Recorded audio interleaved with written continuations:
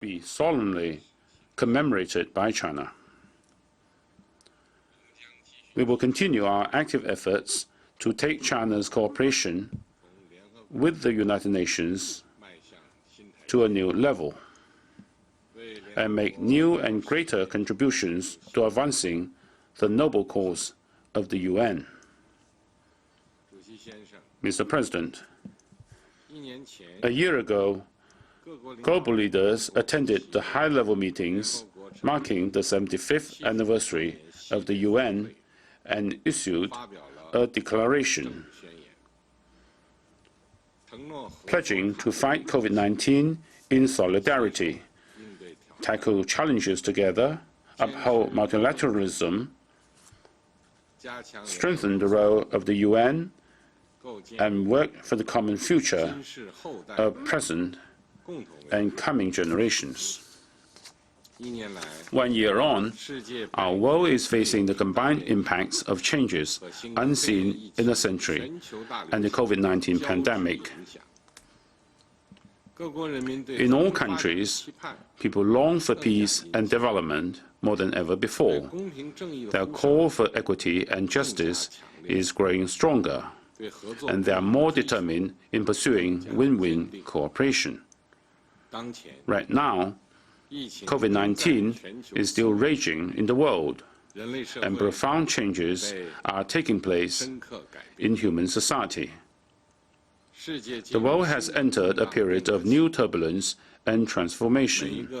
It falls on each and every responsible statesman to answer the questions of our times and make a historical choice with confidence, courage, and a sense of mission.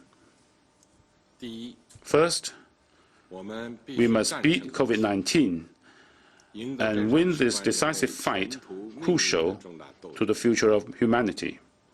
The history of world civilization is also one of fighting pandemics. Rising to challenges, humanity has always emerged in triumph and achieved greater development and advancement. The current pandemic may appear overwhelming, but we, humanity, will surely overcome it and prevail. We should always put people and their lives first and care about the life, value, and dignity of every individual. We need to respect science, take a science-based approach, and follow the laws of science. We need to both follow routine, targeted COVID-19 protocols and take emergency response measures, and both carry out epidemic control and promote economic and social development. We need to enhance coordinated global COVID-19 response and minimize the risk of cross-border virus transmission. Vaccination is our powerful weapon against COVID-19. I have stressed on many occasions the need to make vaccine a global public good and ensure vaccine accessibility and affordability in developing countries.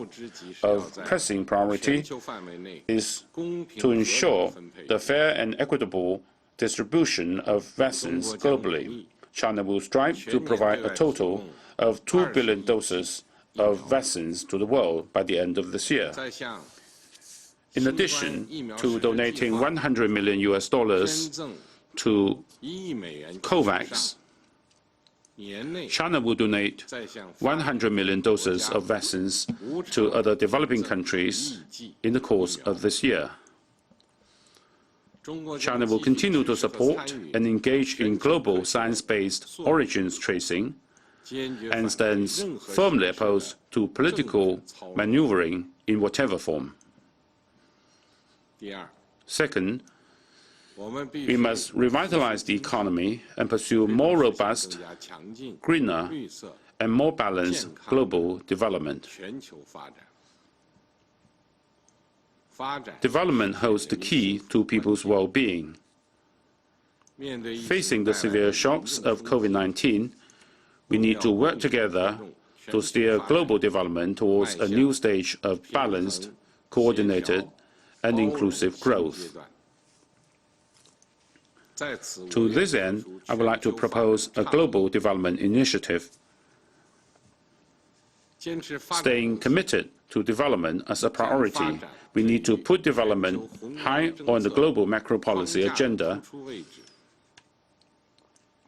strengthen policy coordination among major economies, and ensure policy continuity, consistency, and sustainability.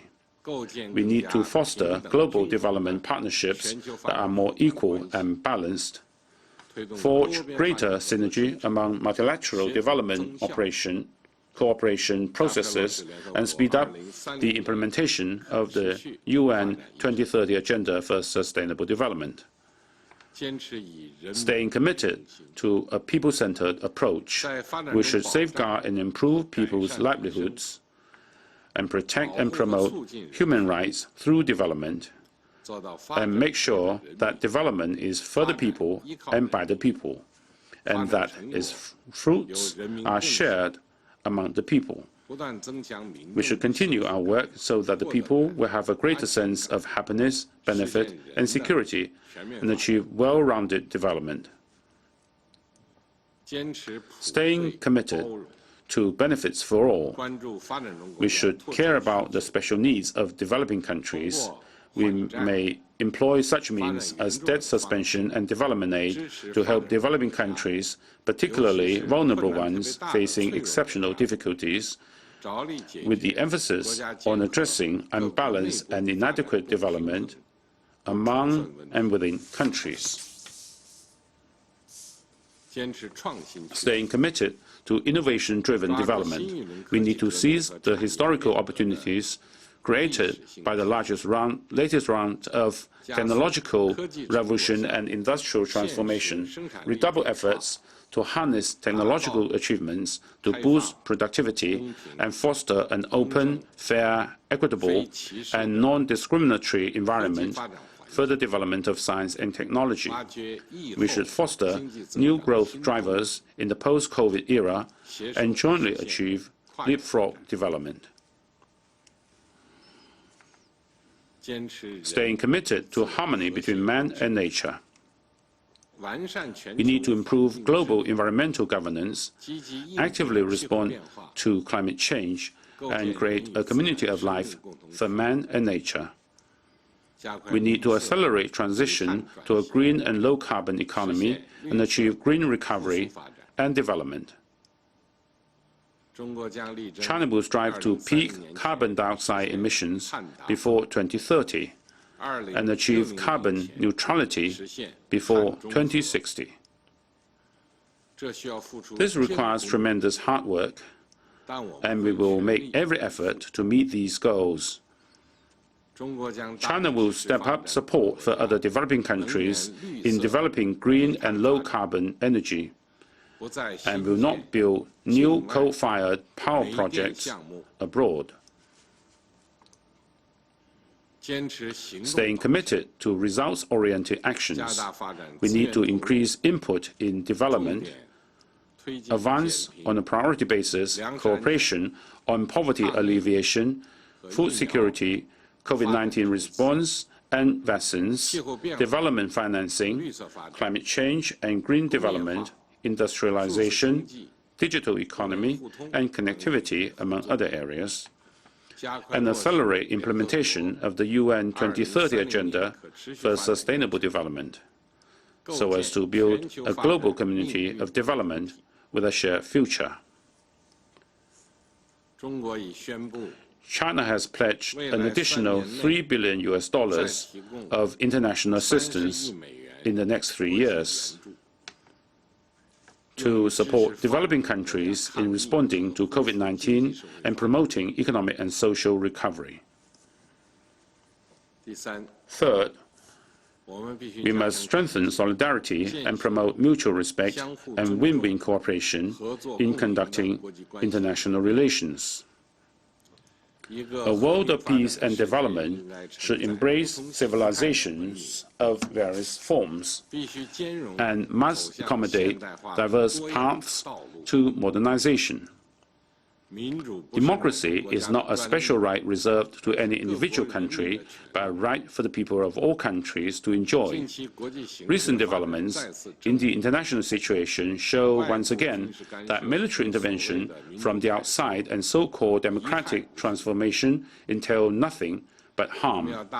We need to advocate peace, development, equity, justice, democracy and freedom, which are the common values of humanity, and reject the practice of forming small circles or zero-sum games. Differences and problems among countries, hardly avoidable, need to be handled through dialogue and cooperation on the basis of equality and mutual respect. One country's success does not have to mean another country's failure. And the world is big enough to accommodate common development and progress of all countries. We need to pursue dialogue and inclusiveness over confrontation and exclusion. We need to build a new type of international relations based on mutual respect, equity, justice, and win-win cooperation, and do the best we can to expand the convergence of our interests and achieve the biggest synergy possible. The Chinese people have always celebrated and striven to pursue the vision of peace, amity, and harmony. China has never and will never invade or bully others or seek hegemony. China is always a builder of world peace, contributor to global development, defender of the international order, and provider of public goods. China will continue to bring the world new opportunities through its new development. Fourth, we must improve global governance and practice true multilateralism. In the world, there is only one international system, i.e., the international system with the United Nations at its core. There is only one international order, i.e., the international order underpinned by international law. And there is only one set of rules, i.e., the basic norms governing international relations underpinned by the purposes and principles of the UN Charter. The UN should hold high the banner of true multilateralism and serve as the central platform for countries to jointly safeguard universal security, share development achievements, and chart the course for the future of the world. The UN should stay committed to ensuring a stable international order, increasing the representation and say of developing countries in international affairs, and taking the lead in advancing democracy and rule of law in international relations. The UN should advance in a balanced manner, work in all the three areas of security, development, and human rights. It should set common agenda, highlight pressing issues, and focus on real actions, and see to it that commitments made by all parties to multilateralism are truly delivered. Mr. President, the world is once again at a historical crossroads.